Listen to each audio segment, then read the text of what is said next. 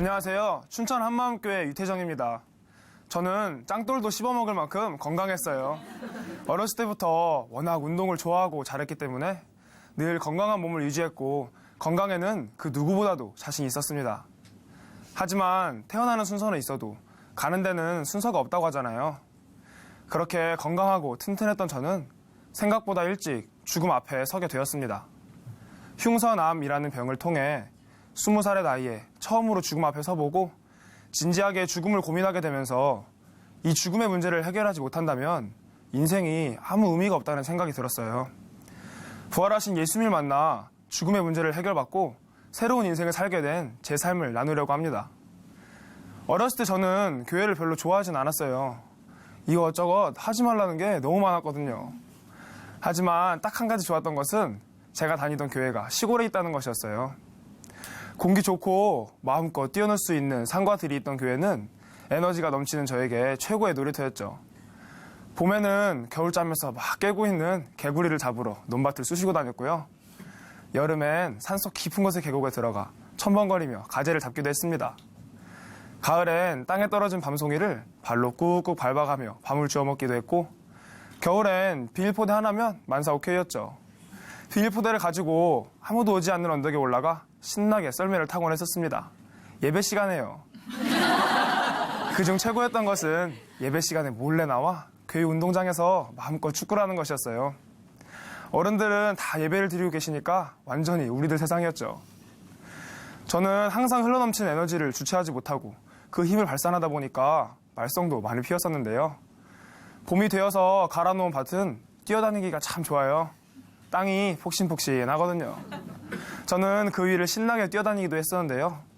알고 보니까 씨를 뿌려놓은 지 얼마 안 된 밭이더라고요.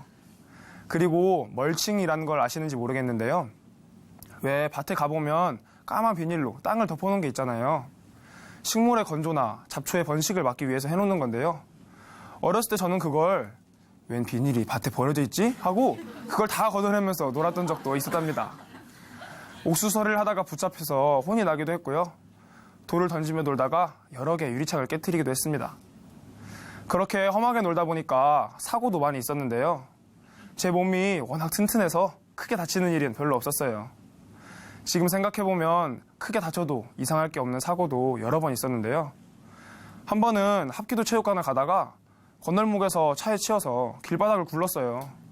그걸 지켜본 사람들은 놀라서 쳐다보는데 저는 엉덩이를 툭툭 털고 일어나서 다시 체육관으로 뛰어갔습니다. 또 한 번은 오토바이에 치여서 10m 정도 날아간 적이 있었는데 가벼운 타박상으로 그쳐서 의사 선생님들이 놀라시기도 하셨죠. 이런 일을 겪다 보니까 저는 정말 안 죽을 것 같더라고요. 아, 사람이 웬만해선 안 죽는구나. 크게 다치는 것도 이렇게 드문 일인데 죽는 건 오죽하겠어 라는 생각을 하게 되었고, 죽음은 정말 저랑 아무 상관없는 일이라는 생각을 가지고 살았습니다. 이러한 생각은 제 신앙생활에도 그대로 반영이 되었는데요. 죽음에 대해서 생각해 본 적도 없고 궁금해하지도 않았기 때문에 예수님의 부활이라는 사건에 대해 별로 관심이 없었어요. 모태신앙인 저는 귀에 못이 박히도록 부활을 들었지만 부활이 왜 그렇게 중요한지 알고 싶지도 않았고 알 필요도 없었습니다. 그렇게 건강하고 운동을 좋아했던 저는 자연스럽게 중학교 때부터 체육교사가 되어야겠다고 생각했어요. 그 꿈을 이루기 위해 학창시절 동안 열심히 운동을 해서 체육대학교에 진학하게 되었습니다. 체대 입시 운동을 하는 과정에서도 저는 계속 승승장구였어요. 체대 입시생들과 운동을 하는 건 일반인들과 하는 것과 차원이 달라요. 운동으로는 난다, 긴다 하는 애들이 모여서 운동을 하거든요. 우리 체대 입시학원에서는 월말 테스트를 거쳐서 1등을 하는 사람이 반장을 하게 되었는데 저는 운동을 하는 2년 내내 반장을 도맡아 하였습니다. 체대 입시 운동은 저를 더욱더 건강하게 만들었는데요. 제 배에는 누구나 부러워하는 왕자가 늘 있었고 학교에서는 친구들에게 근육 돼지, 단백질 돼지, 흑인 탄력 등의 듣기만 해도 건강한 별명들로 불리기도 했습니다. 그렇게 저는 국내 최고의 체육대학교인 한국체육대학교에 들어가게 되었고 1학기를 마친 후 저도 모든 대한민국 남자들과 같이 국방의 의무를 다하기 위해 군대를 가야 했어요. 건강한 육체로 국가를 위해서 청춘을 불살라보자는 생각으로 저는 두말할 것도 없이 해병대에 지원했습니다. 해병대에 입대하기 위해서는 면접과 실기 검정을 거쳐야 하는데요. 저는 그 실기 검정에서도 그날 시험을 봤던 모든 사람들 중에 최고의 기록을 세우고 당당히 합격하여 입대하였습니다. 해병대 훈련단에서는 3대 체력 검정이 있는데요. 저는 그 체력 검정에서도 모든 종목에서 특급을 받으며 저의 건강함을 한 번 더 인증하게 되었습니다. 그리고 저는 2,200명의 훈련병 중에서 딱 26명만 뽑는 상륙작전 선봉부대에 지원하여 뽑히게 되었는데요. 그 중에는 국내와 해외에 명문 대학교에 다니던 동기들도 있었어요. 4주간의 후반기 교육을 마칠 때 저는 그 중에서 1등으로 수료를 하게 되었는데요.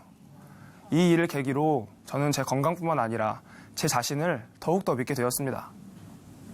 또 한 번은 자대에 간 지 얼마 안 된 이병 때 있었던 일이에요. 대대 행사가 있었어요. 단체로 영화 관람을 가는 행사였는데 대대가 이동하기 위해 준비된 차량이 여러 대가 있었습니다. 그런데 그 중에서 승차감이 좋은 버스는 한 대밖에 없었던 거예요. 나머지는 다 불편하고 딱딱한 군용 트럭들이었고요. 대대에서는 어느 중대가 버스를 타고 갈 것인지를 정하기 위해 내기를 하기로 했습니다. 각 중대별로 달리기를 잘하는 병사를 뽑아서 달리기 시합을 시키는 거였어요. 우리 중대에서는 제가 대표를 뽑혔고요. 그날 우리 중대는 당당히 승차감 좋은 버스를 타고 영화를 보러 갈 수 있었습니다.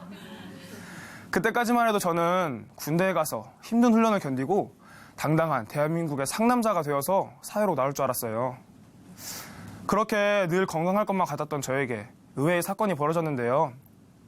어느 날 야간 근무를 서고 있는데 갑자기 가슴이 아프고 숨을 쉬기가 힘들더라고요. 처음에는 이쯤이야 하룻밤 자고 나면 멀쩡해지겠지 하며 별일 아니라고 생각했어요. 그런데 아무리 참으려고 해도 티가 났었나 봐요. 상급자가 가쁘게 숨을 몰아쉬고 있는 제 모습을 발견하고는 상태가 심각하다고 판단하여 군 병원 응급실로 긴급 후송되었습니다. 군 병원에서는 엑스레이를 찍어보더니 제 가슴 속에 뭔가가 있긴 한데 정확히 무엇인지는 잘 모르겠다고 하더라고요. 급하게 저는 더 큰 병원으로 이송되었는데요. 그 병원은 군대에서 가장 큰 병원이었어요. 하지만 그곳에서도 해결이 안 된다고 해서 결국 군 병원에서 나와 큰 대학병원으로 가게 되었습니다. 대학병원에서는 엑스레이나 CT 같은 검사만으로는 알 수 없다고 하며 일단 가슴을 열어서 이 정체불명의 덩어리를 떼어내자고 하였습니다. 결국 저의 병명은 흉선암이라는 진단이 나오게 되었는데요. 참 특이한 경우였어요. 보통은 검사를 통해서 암인지 그냥 종양인지 병명을 판정한 후에 수술 여부를 결정하게 되는데 저는 일단 가슴을 열어서 종양을 떼어내고 그 종양을 직접 검사해서 암인 것을 확인했어요. 그렇게 저는 제 가슴에서 가로 16, 세로 9cm의 암덩어리를 떼어내게 되었습니다. 사실 가슴에 칼을 대고 가슴을 열어서 수술하는 과정에서도 저는 별로 위기감이 없었어요. 어느 정도였냐면요. 입원실에서 자고 있는데 수술하러 가자고 깨우는 거예요. 졸린데 깨우니까 짜증나더라고요. 그래서 빨리 수술하러 들어가서 마취를 하고 자던 잠을 계속 잤으면 좋겠다고 생각했을 정도니까요. 막상 수술이 끝나고 마취가 풀리고 나니까 이건 이 세상에서 겪어보지 못한 고통이었어요. 아니, 사람이 이렇게 아플 수가 있나 싶더라고요. 저는 항상 다치지도 병들지도 않는 슈퍼맨이라고 생각했는데 이렇게 몸이 아프고 가슴에 난 커다란 상처로 움직일 수조차 없는 제 모습을 보며 처음으로 걱정이 되기 시작하더라고요. 그러면서 자연스럽게 죽음에 대해 생각하게 되었습니다. 처음으로 죽음에 대해 생각해보게 되면서 사람은 누구나 다 죽는 것이 당연한데 그동안 나는 왜 한 번도 죽음에 대해서 생각해보지 않았을까 하는 생각이 들더라고요. 심지어 저는 죽는 것뿐만 아니라 늙지도 않을 것 같다는 생각까지 했었으니까요. 그런데 막상 죽음이라는 것이 실제로 제 삶에 닥치고 보니까 아무도 피해갈 수 없는 이 죽음에 대해 생각하면서 그동안 교회를 다니며 수없이 들어왔던 예수님의 부활에 대해 생각해보게 되었습니다. 정말 죽은 사람이 다시 살아날 수 있을까? 그동안 너무도 많이 들어와서 아무런 의심 없이 예수님이 부활하셨다고 그냥 인정하고 살았는데 막상 내가 죽음 앞에 서보니까 부활을 아무런 의심도 없이 믿었던 제가 오히려 비정상이라는 생각이 들더라고요. 이 문제를 가지고 아빠와 진지한 대화를 하게 되었어요. 아빠는 그동안 네가 직접 확인해보지 않았다면 반드시 네 인생을 걸고 직접 확인해봐야지 라고 말씀하셨어요. 그래서 저는 제가 직접 확인할 수 있는 자료가 무엇이 있는지 여쭤보게 되었고요. 아빠는 저에게 교과서에 나오는 역사적인 인물들에 대해 기록한 책과 고등학교 세계사, 사회과 부도를 알려주셨습니다. 사실 이 책은 우리 교회 많은 지체분들이 전도를 할 때 사용하는 책이기도 한데요. 저는 이 책에 대해서 그토록 많이 들어왔고 아빠는 항상 이 책에 대해 말씀하시며 꼭 읽어보라고 하셨는데도 제가 직접 책장을 넘겨가며 읽어본 적은 한 번도 없었어요. 아니, 부활했다는데 그걸 꼭 확인해봐야 되나? 부활했으니까 했다고 하겠지 하며 대수롭지 않게 넘겼습니다. 그렇게 책장을 넘겨서 예수님에 대해 기록된 부분을 읽어내려갔어요. 이 책은 저자가 자신의 생각을 쓴 것이 아니라 교과서에 이렇게 나와 있다 하고 정리해서 적어놓은 책이거든요. 그런데 이렇게 적혀 있었어요. 예수는 골고다의 언덕에서 십자가에 못 박혀 죽었으며 3일 만에 부활하여 40일 동안 제자들과 있다가 승천했다. 그리고 고등학교 교과서로 쓰였던 세계사에는 예수님의 제자들이 예수님을 전하다가 순교했다고 적혀 있었고, 사회과 부도의 세계연대표에는 예수님의 탄생이 정확히 기록되어 있었습니다. 이 내용을 읽는데 저는 소리를 지를 뻔했어요. 그동안 다른 사람들의 말만 듣고 그러려니 했었는데 이렇게 역사 가운데 정확히 기록된 것을 제 눈으로 직접 확인하고 나니까 그동안 아무렇지도 않게 여겼던 부활이 사람이 정말로 다시 살아난 이 세상에서는 있을 수 없는 사건이라는 사실에 놀라웠습니다. 부활은 절대로 부인할 수 없는 역사적 사실이었어요. 하나님께서는 사람이 절대 따라할 수 없는 부활을 증거로 예수님이 하나님이심을 증명하신 것이었어요. 부활을 통해서 전능하신 하나님이 실제로 살아계시다는 것이 확실해지니까 이 세상이 얼마나 어둠인지가 선명해졌습니다. 저에게 있어서 암은 하나님이 주신 기회였어요. 이 기회를 통해서 죽음에 대해 진지하게 생각해보게 되었거든요. 인간이라면 누구나 다 죽음에 대해서 고민하는 게 정상일 텐데 마귀가 모든 사람을 혼미케 해서 정작 중요한 것은 보지 못하고 엉뚱한 것에만 목을 매며 살게 하고 있더라고요. 예수님이 죽으시고 부활하셔서 전능자이심을 확증하셨는데 모든 사람이 믿을 만한 증거를 주셔서 천국과 지옥 그리고 성경의 모든 말씀을 믿게 해주셨는데도 자기가 주인 되어서 예수님을 주인으로 믿지 않고 자기 마음대로 살고 있더라고요. 저도 동일했어요. 예수님이 성경대로 죽으시고 성경대로 부활하셔서 내가 하나님이다 라고 증명하신 것이었어요.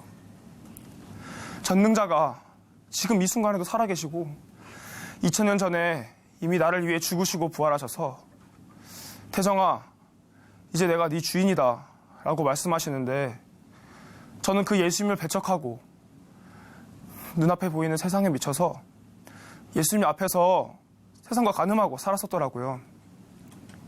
내가 죽을 것에 대해선 전혀 생각하지 않고 어떻게 하면 인생을 폼나게 살까라는 생각만 하게 되니까 제 일이 아니라면 무슨 일이 벌어지든 신경 쓰지 않는 삶을 살았던 거예요. 심지어 전능자가 이 땅에 오셨다 가셨는데도 신경도 쓰지 않고 관심조차 없이 제 인생이 어떻게 될지만 궁금했어요. 하지만 죽음 앞에 서보니까 이 세상에서 죽음의 문제를 해결하는 것보다 중요한 것이 없었어요. 돈도, 성공도, 결혼도 죽음의 문제를 해결하지 못한다면 다 부질없는 것이더라고요. 이 세상에서 아무리 폼나게 살아봤자 죽으면 끝이잖아요. 그런데 나와 똑같은 사람이셨던 예수님께서 십자가에 죽으시고 3일 만에 부활하셔서 바로 이 죽음의 문제를 해결하신 첫 열매가 되신 것이었습니다. 저는 예수님을 주인으로 믿지 않은 죄를 하나님께 회개하지 않을 수가 없었어요.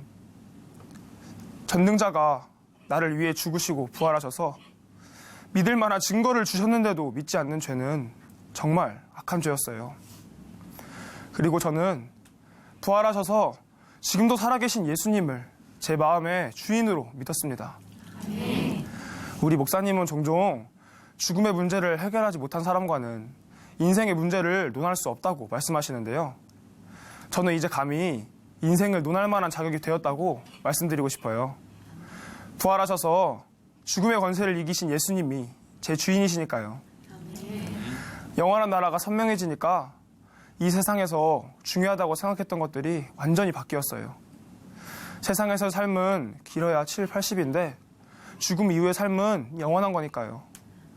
어차피 죽어서 썩어질 몸이라면 그 몸으로 주님을 위해 살다가 영원한 천국에서 멋지게 사는 것이 훨씬 중요한 것이더라고요.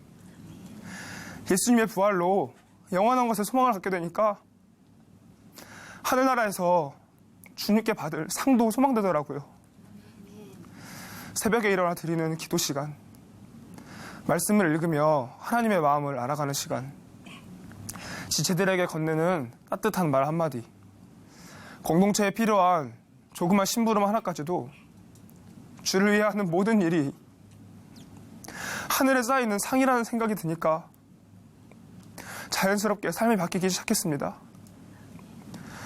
예전에는 힘이 없었던 기도도 전능하신 하나님께서 실제로 제 기도를 들으신다는 것이 부활을 통해서 확실해지니까 간절하고 뜨거운 기도를 하게 되었습니다. 아멘. 그리고 저는 정말 친한 친구들에게는 관계가 틀어질까봐 복음을 전하지 않았는데요. 친구들이 예수님을 믿지 않으면 지옥에 가는 것이 확실해지고 또 이 복음을 전하는 것이 하나님께서 기뻐하시는 제 인생의 사명임이 알아지니까 한치의 망설임도 없이 복음을 전하게 되었습니다. 한 번은 친구에게 나는 지금까지 죽음에 대해서 생각해 본 적이 없었거든. 그런데 이번에 암에 걸리게 되면서 죽음에 대해 생각해 보게 되더라고. 너는 죽음에 대해 생각해 본 적이 있니? 라고 말문을 열면서 부활하신 예수님을 전하고 너도 꼭 예수님 믿고 같이 천국 갔으면 좋겠다고 복음을 전했습니다. 평소에는 예수님 얘기만 꺼내도 질색을 하던 친구였는데 제 얘기를 집중해서 듣더라고요. 제가 병에 걸렸다는 사실이 복음을 전하는데 도움이 된다는 걸 경험하는 시간이었습니다. 예수님을 전하는데 도움이 된다면 제가 암 환자라는 사실도 기쁘고 감사하더라고요.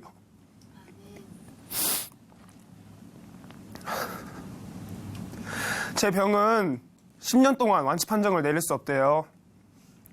10년 동안 정기적인 검사를 하며 몸을 잘 보살펴야 한다고 하더라고요. 그래도 저는 감사해요.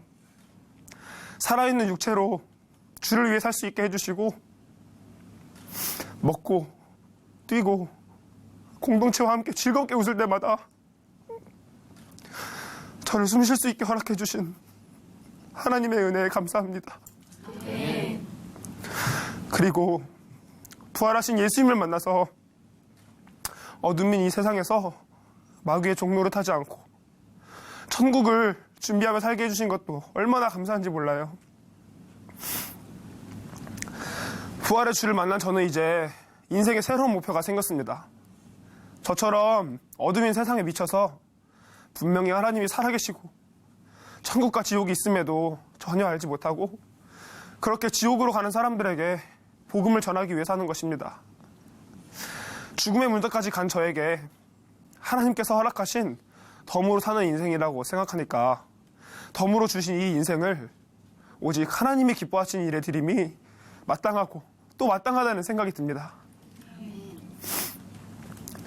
부활하신 예수님을 만난 저는 공동체 안에서 하나님이 원하시는 하나님의 일에 하나님의 계획대로 쓰임받는 인생을 사는 청년, 하나님이 보시기에 최고로 멋진 상남자가 되겠습니다.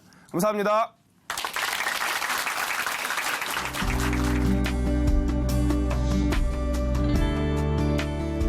안녕하세요. 춘천 한마음교회 강태정입니다. 저는 모태신앙으로 자랐는데요. 심한 가인윤리 때문에 신앙과 삶을 포기할 지경까지 갔었어요. 하지만 그 가운데서 부활하신 예수님을 만나 자유하고 기쁘게 변화된 삶을 간여하려고 합니다. 저희 집은 5대째 기독교 집안인데요. 매일 아침 온 가족이 예배를 드리고 직장과 학교로 나갈 정도였고 크고 작은 집안 행사도 다 기독교 방식이었어요. 저는 동생을 많이 이뻐했고 착하다는 말 많이 들었어요. 한 번은 같이 놀던 친구의 어머니께서 교회 다니면 너처럼 착하게 되냐고 하시면서 친구를 저와 함께 교회에 보내신 적도 있었습니다. 그러다 어느 날 초등학교 때 환상을 경험하게 되었는데요. 공동체 전체 앞에서 간증도 하고 전도도 하면서 뜨거운 신앙생활을 했어요. 선교사가 되어 복음을 위해 목숨을 바치며 살고 싶다는 기도를 할 정도로 제 마음은 뜨거웠어요. 이랬던 제가 언제부터인가 가해에 눌리기 시작했어요. 처음에는 시간이 지나면 없어질 줄 알아 별로 신경 쓰지 않았는데 나중에는 매일매일 가해에 눌리게 되었어요. 가해에 눌릴 때면 항상 삐 하는 소리가 먼저 들렸는데 이때는 제가 잠들기 바로 직전이었어요. 겨우 몸부림쳐서 일어나면 밤이니까 또 자야 하잖아요. 다시 누워서 자려고 하면 어김없이 소리가 들렸고 매일 밤 3-4번을 반복하고 나서야 지칠 대로 지쳐서 잠에 들었어요. 하루는 너무 무서운 소리가 나서 눈을 살짝 떴는데 방에 걸려있는 옷들 사이에서 손이 나와 옷을 헤치고 저를 쳐다보고 있는 귀신과 눈이 딱 마주쳤어요. 저는 사람이 하루아침에 죽을 수도 있다는 생각이 들며 엄청난 공포에 시달렸어요. 그 뒤로부터는 밤과 가위 누는 것이 두렵고 어두운 곳에 가면 가슴이 답답하고 숨이 잘 안 쉬어졌어요. 저는 가위 안 눌리려고 불을 켜고 자보기도 하고 인터넷에서 새끼손가락을 움직이면 가위가 풀린다고 해서 무척 애를 써봤지만 전혀 소용이 없었어요. 또 최대한 늦게 자보려고 해봤지만 이것도 하루 이틀이지 매일 밤마다 늦게까지 잠을 자지 않고 버티는 것이 너무 힘들었어요. 그래서 잠을 자지 않기 위해서 인터넷과 게임을 해봤는데요. 하지만 부모님 눈에는 제가 게임에 빠져있는 것처럼 보이셨는지 잔소리만 하셨습니다. 아무런 방법을 찾지 못하자 나중에는 제 키만한 베개를 등 뒤에 바짝 붙이고 코는 벽에 대고 이불을 덮고 잤는데요. 내 앞뒤에는 귀신이었고 베개와 벽이 있을 거라면서 스스로를 안심시키면서 자야 했어요. 그런데도 내 등 뒤에 있는 베개가 귀신일 수도 있다는 생각까지 드니 더 심한 공포가 밀려와 온몸이 떨려 잠을 잘 수가 없었어요. 밤에 잠 한번 제대로 자는 것이 제 소원이었습니다. 이렇게 밤에 잠을 못 자니까 일상생활에 문제가 생기게 되더라고요. 집중력이 엄청나게 떨어졌어요. 제가 상위 4% 안에 들 정도로 IQ가 높고 머리가 좋다는 말을 들었거든요. 하지만 무슨 일을 해도 불안하니 책을 읽으려고 해도 내용이 들어오지 않고 아무리 정신을 차려보려고 해도 아무것도 되지 않았어요. 부모님이나 사람들에게 제 고민을 말해볼까 생각해봤지만 나를 이상하게 보고 피할까봐 아무에게도 말하지 못하고 어떻게 해서든지 혼자 해결해보려고 노력해봤는데요. 시간이 지나면 지날수록 제 성격은 내성적이게 되었고 사람들이랑 말하는 것조차도 힘들게 되었어요. 혼자 발버둥을 치다가 오랜 시간이 지나고 나서야 부모님께 조심스럽게 말씀을 드렸는데요. 부모님께서는 깜짝 놀라시며 교회에 중보기도 부탁을 하셨습니다. 신기하게도 그때 처음으로 잠을 편히 잘 수 있었는데요. 하지만 그것도 잠시뿐. 시간이 지나자 또 가위에 눌리게 되었어요. 부모님께서는 말씀으로 교제도 해주시고 예수님의 보혈을 의지해 기도하자고 하셨지만 없어지지 않았고 여전히 두려웠어요. 내가 특별히 큰 죄를 지은 것도 아니고 도대체 왜 내가 가위에 눌리고 밤마다 두려워하는지 하나님께 원망이 되었고 배신감마저 들었어요. 어린 나이에 환상도 보아서 인생을 들여 선교사를 하겠다고까지 했고 열심히 신앙생활 했는데 어떻게 나에게 이럴 수 있냐고 하나님을 마음속으로 많이 원망했어요. 하나님이 저를 버리신 것만 같았어요. 이런 마음이 드니까 더 이상 교회도 가기 싫어졌고 모든 게 다 포기가 되었어요. 그리고 이제는 나 혼자 살아야 된다는 생각이 들더라고요.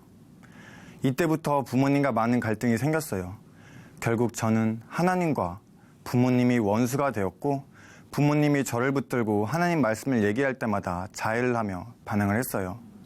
신앙도 일상적인 생활도 안 되니까 극심한 스트레스가 쌓여 여러 번 자살할까 생각도 해봤지만 혹시라도 죽어서 지옥에 있으면 어쩌나 싶어서 마음대로 죽지도 못하고 살았어요.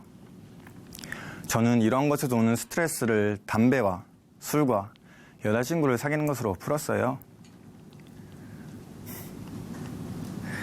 이렇게 밤과 낮이 바뀌어 살다 보니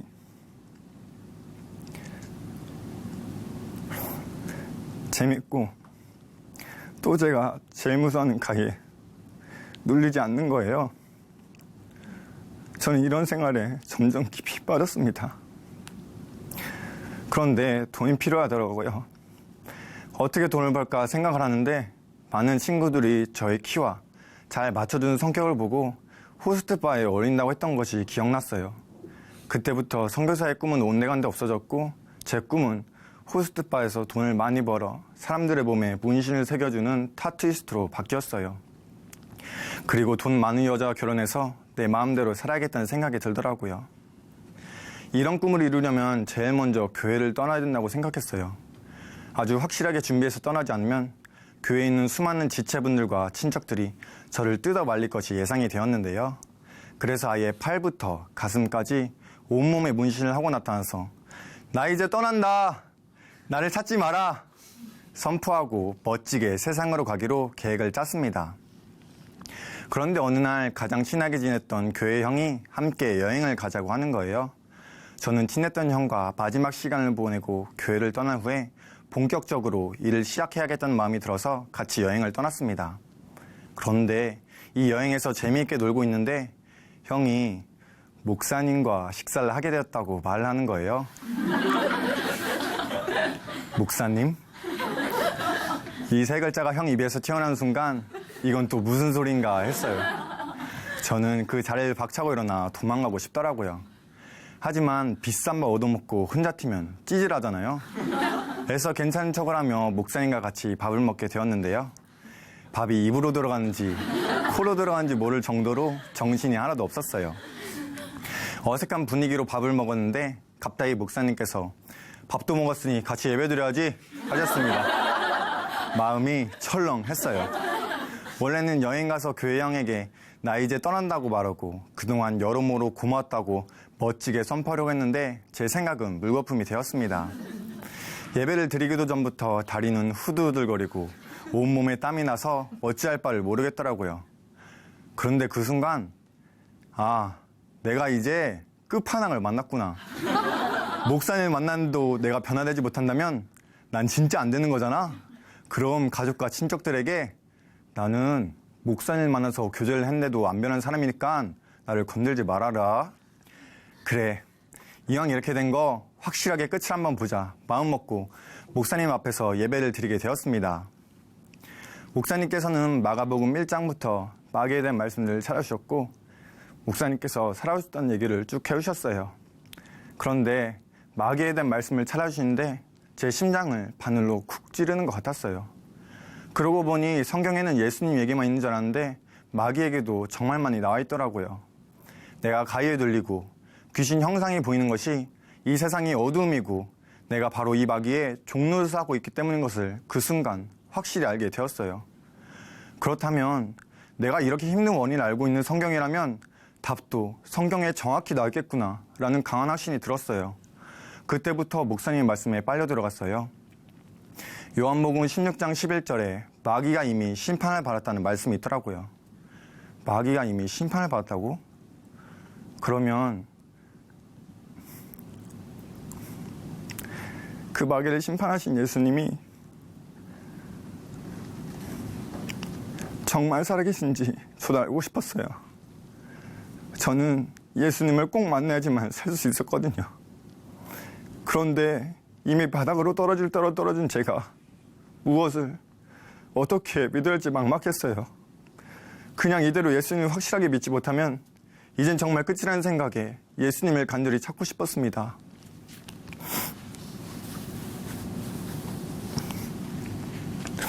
지푸라기라도 잡는 심정으로 그동안 교회에서 듣던 말씀들을 떠올려 봤는데 아무것도 생각이 나지 않는 거예요. 태어나면서부터 지금까지 수많은 말씀을 들어왔는데도 막상 믿으려고 하니 말씀이 하나도 생각이 나지 않았어요. 이것이 내 신앙의 실천한 것에 놀랐고 예수님을 정말 믿고 싶다고 저를 좀 살려달라고 간절하게 기도했습니다. 난생 처음 이런 마음으로 교회 책자와 전도지에 나 있는 말씀들을 눈으로 마음으로 읽고 또 읽기 시작했어요. 말씀을 읽다가 사도행전 17장을 봤는데 하나님께서 모든 사람들이 믿을 수 있는 증거를 주셨다고 하셨는데 모든 사람이라는 말씀에 충격을 받았어요. 모든 사람? 나에게도? 하나님을 믿는 증거로 부활을 주셨다는 거예요. 막연하게 믿는 것이 아니라 부활을 통해서 믿는 것이라고 나와 있었습니다.